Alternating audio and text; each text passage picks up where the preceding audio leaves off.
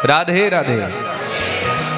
तो आज की चर्चा में हम सुनेंगे श्री रैदास जी महाराज का पावन चरित्र,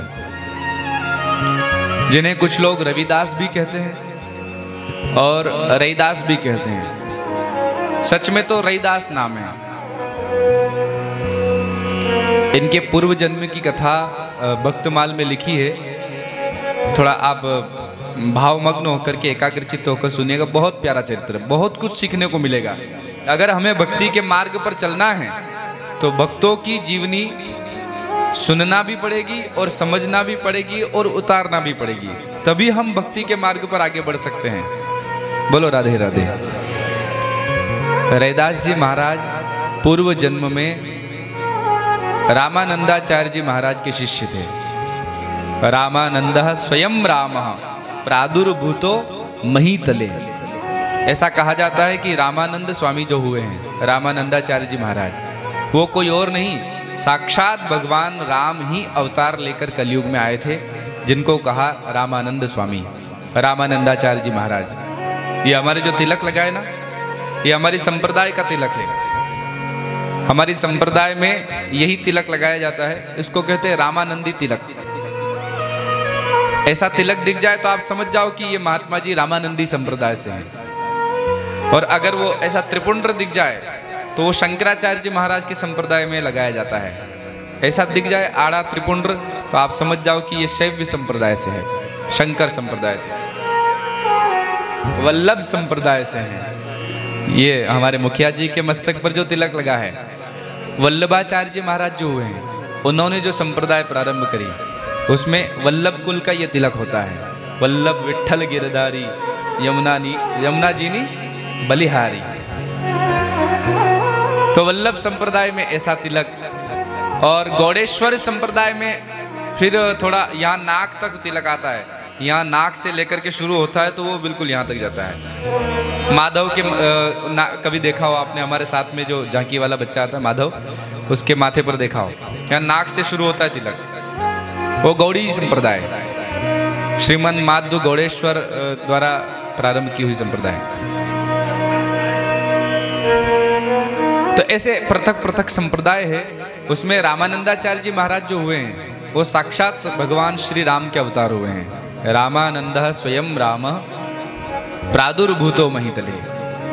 तो उनके शिष्यों में एक ब्राह्मण पुत्र उनका शिष्य था, ब्रह्मचारी था। वही ब्राह्मण पुत्र एक दिन उन्होंने उसे भिक्षा लेने के लिए भेजा कि जाओ बेटा, क्योंकि भिक्षा में जो आता था वही प्रसाद ग्रहण करते थे, जाओ बेटा भिक्षा लेकर आओ। वो भिक्षा लेने गया, रोज भिक्षा लेने जाता था, आज भी गया। आज जैसे ही भिक्षा लेने के लिए वह ब्रह्मचारी चला तो वहां बारिश हो रही थी। थोड़ा आगे गया और बारिश जोर से होने लगी। अब बारिश हुई तो एक बनिए की दुकान पर खड़ा हो गया ब्रह्मचारी कि थोड़ी बारिश रुक जाए फिर मैं आगे जाकर भिक्षा लूंगा। थोड़ी देर वो ब्रह्मचारी खड़े रहे। जब बारिश नहीं रुकी तो अंदर से बनिए ने कहा, ब्रह्मचारी जी अरे ऐसा करो, आज हमारे घर की भिक्षा ले जाओ। बोले नहीं, कल आपके घर से ही ले गए थे, रोज एक घर से नहीं ले सकते, पृथक पृथक घर से भिक्षा लेना हमारा कर्तव्य है। बोले आज अगर ये बारिश नहीं हो रही होती तो हम तो आपको कहते भी नहीं, बारिश हो रही है इसलिए हम तो एक सामान्य सा उपाय बता रहे हैं कि आज भी यहीं से भिक्षा ले लो। अब ब्रह्मचारी जी ने सोचा गुरुजी की सेवा में उधर देरी हो रही होगी, ठाकुर जी को भोग लगाने का समय हो गया है, बारिश कम होने का नाम नहीं ले रही। तो ब्रह्मचारी जी ने वो भिक्षा ली और भिक्षा लेकर के रामानंदाचार्य जी के पास पहुंच गए। इधर रामानंदाचार्य जी, सभी लोग अपने मोबाइल साइलेंट रखें कृपया, कर लीजिए साइलेंट।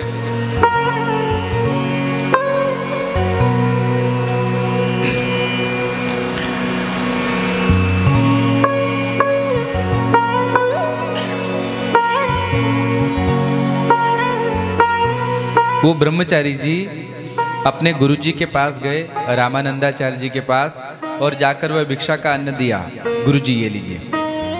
जब भिक्षा का अन्न लिया और उसका प्रसाद बनाया और ठाकुर जी को भोग लगाया तो कथा कहती है कि ठाकुर जी ने उस दिन भोग ग्रहण नहीं किया। रामानंदाचार्य जी के ठाकुर जी प्रत्यक्ष प्रकट होकर के भोग स्वीकार करते थे, पर आज जैसे ही भोग लगाया, कालानी जी जैसे ही भोग लगाया तो उन्होंने भोग स्वीकार नहीं किया। तो रामानंदाचार्य जी विचार में पड़ गए, आज क्या कमी रह गई? नित्य जैसी सेवा होती आज वैसी सेवा हुई, फिर ठाकुर जी भोग स्वीकार क्यों नहीं कर रहे, क्या कारण है? तो आंख बंद की, तो आंख बंद करते ही रामानंद स्वयं राम, साक्षात राम जी के अवतार, आंख बंद करते ही समझ गए कि अरे रे रे ये तो भिक्षा गलत घर से आ गई। तो फिर और गौर से देखा किसके घर से आई है, तो पता चला बनिए के घर से।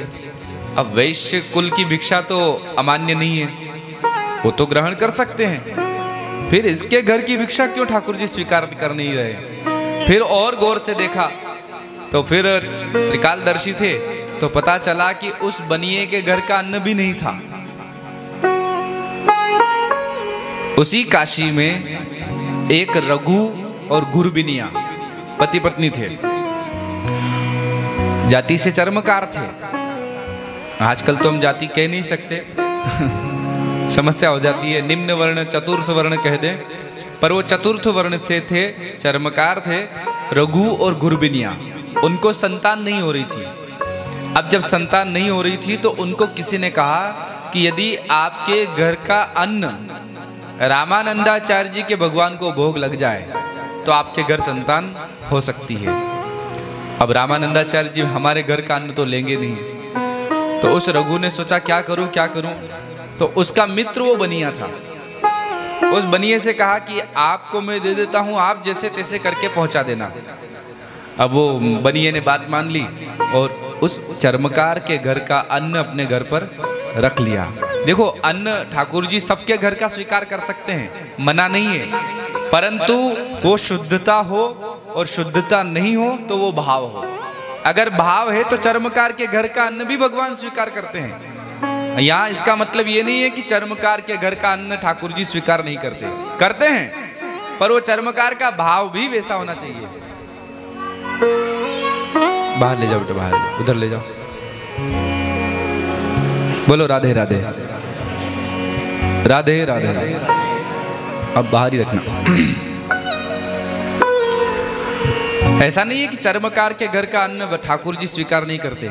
ठाकुर जी हर जीवात्मा के द्वारा दिया हुआ अन्न स्वीकार कर सकते हैं। शबरी माता का अन्न भगवान ने अपने हाथों झूठे बेर खा लिए, तो मना नहीं, पर वो भाव होना चाहिए। और भाव नहीं है तो चाहे वो क्या हो, पर उसका भी अन्न भगवान स्वीकार नहीं करते हैं। बोलो राधे राधे।